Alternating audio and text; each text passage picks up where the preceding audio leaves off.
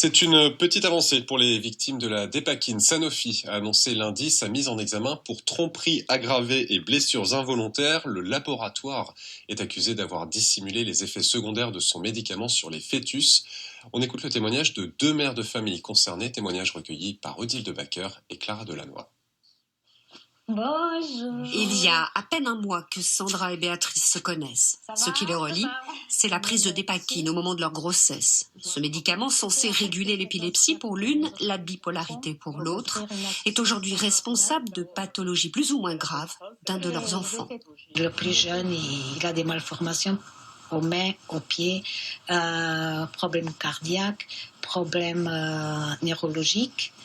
Et c'est une situation qu'on ne sait pas où on va.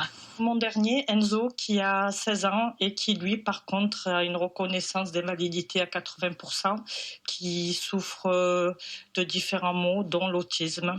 Une vie de souffrance, de sacrifice, d'incompréhension, qui aujourd'hui prend un autre sens avec la mise en examen du groupe pharmaceutique Sanofi pour tromperie aggravée et blessures involontaires.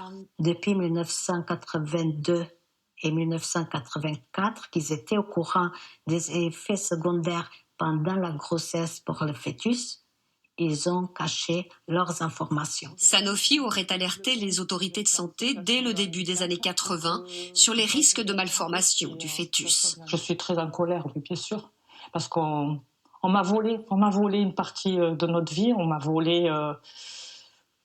Mon fils, c'est mon fils, mais je me demande toujours qui il aurait été sorti de l'autisme si j'avais pas pris ce traitement. Voilà, je me demande toujours à quoi aurait ressemblé mon grand garçon. En Midi-Pyrénées, près de 350 familles sont affiliées à l'association APESAC qui le représente.